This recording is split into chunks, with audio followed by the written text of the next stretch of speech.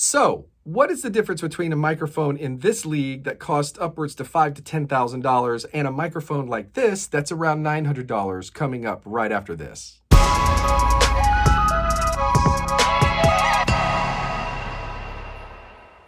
Okay, so let's get right into it. Mics, it's all about microphones today. So why do some microphones cost $5,000, $10,000, $20,000 and some of them cost $300? What's really going on inside of these things that really make a difference? And is there a real difference? Okay, so most of us out there, we can't afford a $5,000 or $10,000 microphone. Trust me, I get it.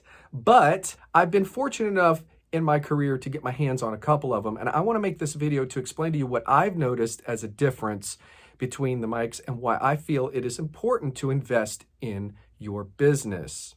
So this is a $5,000 microphone and this is a $900 microphone. What's the difference between the two? Well, these are both condenser microphones.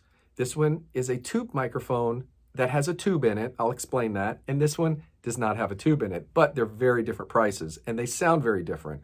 What's going on in the big boy mics and what's going on in the more affordable microphones that makes it a difference?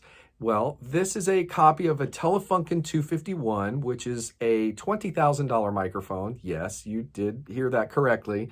And this one costs about $5,000 for half the price, and it's 98% the same.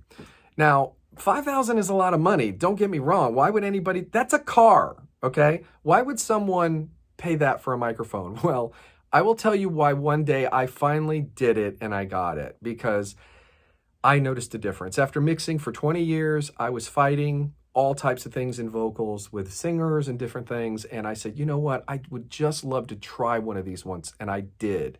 And I heard the difference and I said, you know what? I have to make this happen. And I did it. So I started really getting into this on why these do sound better. Well, I found out a lot. I'm not an electronics engineer. For those of you watching that are, please forgive my ignorance. But these have a lot more high quality components and they're mostly hand wired, meaning there's no PC boards in it. It's point to point, meaning the wire goes from one circuit to the other, hand wired from one point to the other. The tubes are really high quality. The capsule is extremely high quality made. And it goes into a really high quality transformer, and all of that goes into huge power supplies. While this power supply does not belong to this mic, you can see that they can become massive. The power supplies also give the microphones their sound. So in analog equipment, the sound travels through the equipment and it kind of does what I call breathing. It kind of breathes and pumps a little bit into the equipment and it makes it sound like what you hear on your famous records when you listen to, John Mayer and everybody else. Now, this is also a really good mic. This is my Neumann U87AI. This is not a tube mic, but this is another high quality mic. This is about $3,500 to $3,800.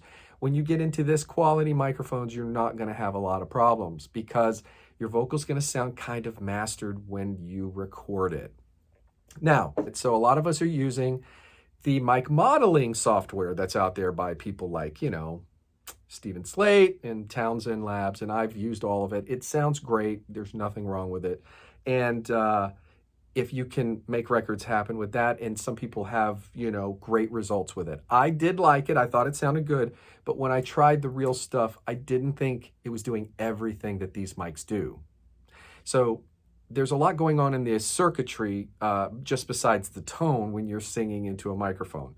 The voice of the guitar instrument goes into the mic, the capsule vibrates, it goes through the circuitry. That circuitry has got voltages going in and out of it. It goes into the power supply, into your DAW, and all of that circuitry is it's alive, it's kind of breathing, and it's doing things as the person is singing that the software may not do. So while the software is good at emulating the tone really closely, there's a lot left, kind of out of it, like proximity effect and moving around. You're not going to sound the same. So when you get into these type of microphones, you're probably going to notice a huge difference. So there's a lot more that goes into the electronics and just the tone shaping software and all of that. So I hope this video helps. Click link, subscribe, do all that jazz in the video below. So I will be back with more videos soon. See you later.